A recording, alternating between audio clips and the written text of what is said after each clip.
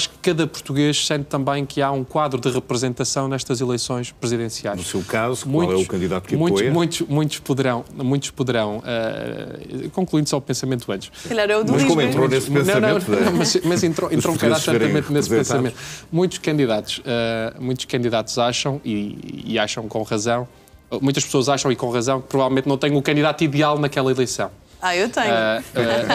Muitos dos portugueses, pelo menos segundo as sondagens, 85% pelo menos dos portugueses não acham que o candidato preferencial da Rita seja o seu candidato preferencial. Claro. O meu candidato preferencial nestas eleições é tão óbvio quanto claro. É o único candidato que representa a social-democracia e representa um país que para mim é um país tanto de igualdade como de liberdade.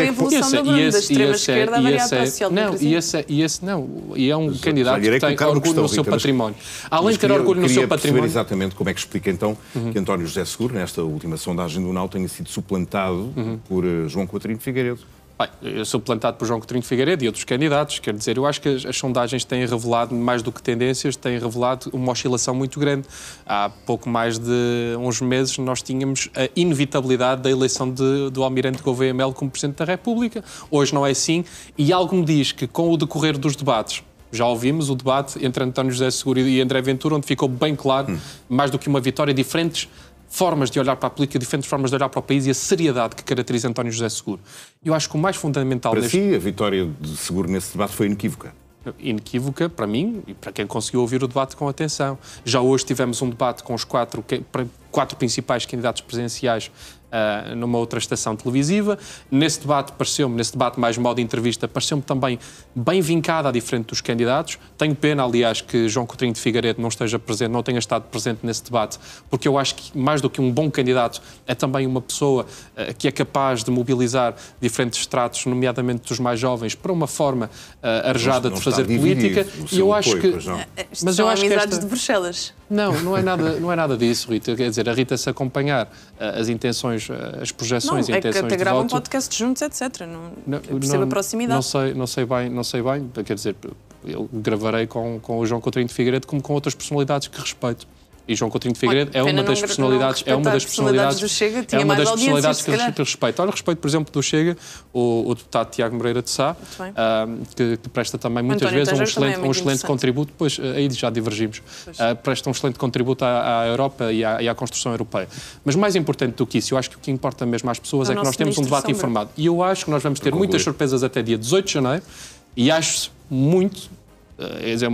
mesmo muito que António José Seguro estará na segunda volta e será o Presidente da República que os portugueses precisam neste momento, não só pela sua seriedade, mas pela estabilidade que emprestará ao país. E Rita, toda a gente diz que André Ventura perdeu o debate com António José Seguro. Nem toda a gente diz. Pela primeira toda a vez gente menos a Rita não o diga. Não, eu não digo naturalmente. Os apoiantes do Chega e de André Ventura também certamente não, mas já começamos a ver algumas vozes dissidentes. Então são os comentadores que estão a ser injustos com André Ventura. Alguns comentadores, mas surpreendentemente até começamos a ver alguns comentadores noutras estações, também porque penso que o não não tem este modelo. Rita. Não, de todo, mas já começam a ser sensatos, a ver o debate que o país vê. Qualquer dia elogia jornalistas. Há sempre um fenómeno interessante. Não, também há jornalistas que têm um trabalho muito sério. Já elogiei, olha, ainda a semana passada elogiei aqui o trabalho da repórter Sábado, que estava muito interessante.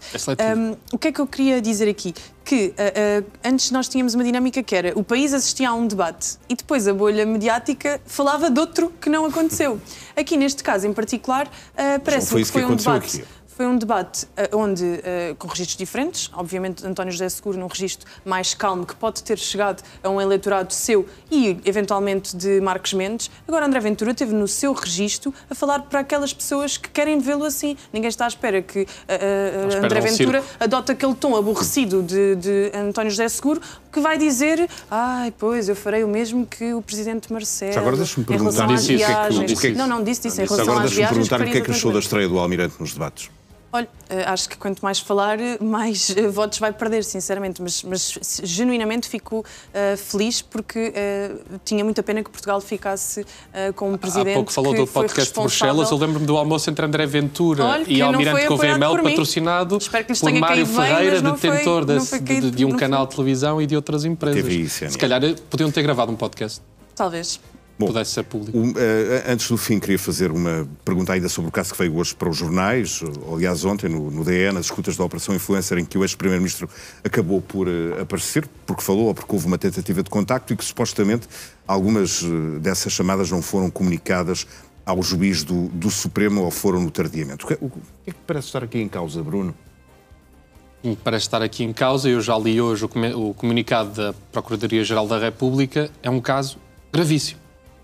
E eu abstive-me, provavelmente até hoje, de falar sobre este caso, por várias razões. A primeira, porque de ordem política era o próprio António Costa, o visado, o ex-primeiro-ministro, que utilizava e utilizou sempre a máxima de a justiça, o que é da justiça. Confiando na justiça.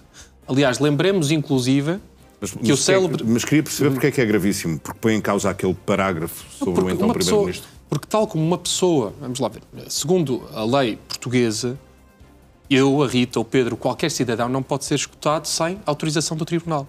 Ora, o Presidente da República, o Presidente da Assembleia da República não podem ser escutados sem autorização do Supremo Tribunal de Justiça. E o Primeiro-Ministro. Ora, o Primeiro-Ministro foi escutado sem autorização, sem validação do Supremo Tribunal de Justiça. Isto significa que, muito provavelmente, as escutas não estavam a ser utilizadas como meio para identificação de um possível crime, estavam a ser utilizadas para escutar em permanência membros do Governo, à espera que, em alguma dessas chamadas, pudesse ser mencionado algum tópico que pudesse constituir possivelmente um crime, segundo a audição daqueles que a escutavam.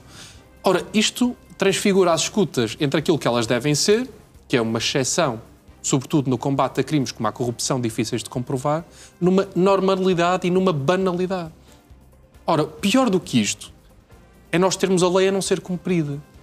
É possível que os magistrados, a Procuradoria-Geral da República, achem normal que a lei portuguesa não seja cumprida? É que a partir do momento que a lei não é cumprida, a lei passam a ser as próprias instituições. E eu não acredito numa justiça que funcione de uma forma judicial, mas judicial individualizada, em que cada um dos magistrados acha que está a fazer justiça per si. E para mim ainda é mais grave o silêncio a que temos assistido. Já ouvimos falar da reforma da justiça, do Manifesto dos 50. A mim indigna-me muito. Hoje ouvi, felizmente, Paulo Rangel, Ministro dos Negócios Estrangeiros, falar sobre esta questão.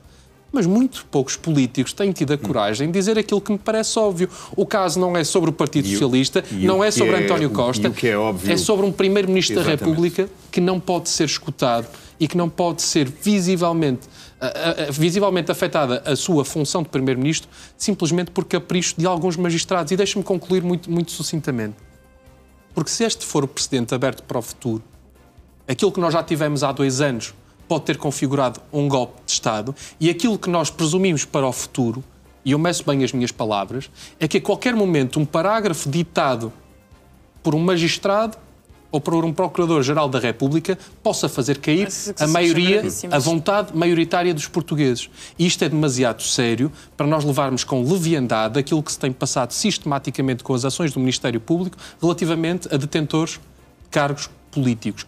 Cargos políticos esses que não caem do céu são eleitos pelo povo português. Estava aqui a sussurrar que as acusações são feitas pelo Bruno gravíssimas. São graves. São a forma como coloca a justiça sob suspeita, quase como se existisse aqui uma vontade político-partidária a condicionar a justiça, é assustadora. E nós esperemos genuinamente que o princípio da separação de poderes esteja mesmo garantido. Esperemos mesmo. Sabemos que, infelizmente, não. Já tivemos vários casos em que não sucede. Mas, sinceramente, quando recentemente estivemos a falar sobre o caso de Luís Montenegro, não via tanta... Não é verdade. Não é verdade. Não estou só a ver da parte do Bruno Gonçalves, todos os vários dirigentes do Partido Socialista que hoje estão muito chocados. Aliás, eu consigo dizer aqui que eu não acho normal que, por exemplo, hoje, o Primeiro-Ministro de Portugal, Luís Montenegro, possa ser escutado sem autorização ou validação do Supremo Tribunal de Justiça. Se tiver que ser escutado por alguma suspeita que tenha, olha, eu só espero mas que seja escutado como todos os portugueses, mas com a autorização de um tribunal. E que depois daí resulta alguma coisa, porque o que com nós estamos de um tribunal, Rita. É uma diferença muito grande. Porque senão a Rita pode ser escutada aqui, também sem qualquer razão. José Sócrates está em Abu Dhabi, enquanto o seu julgamento está suspenso, porque anda de expediente dilatório em expediente dilatório a atrasar o seu julgamento, está a vivê-las num hotel em Abu Dhabi. Não verá defender. Por outro lado, também me parece que António Costa não está muito preocupado com se andou a ser escutado ou não, porque neste momento ganha 38 mil euros por mês num grande cargo que conseguiu. Ao contrário da Rita, há pessoas que não se veem, até foi ditado por algum amigo dele. Pois, isso quer dizer que para a Rita o dinheiro paga qualquer sentimento de injustiça. Há pessoas que se preocupam tanto com a República que o dinheiro não paga qualquer... Injustiçado, não que o dinheiro não paga qualquer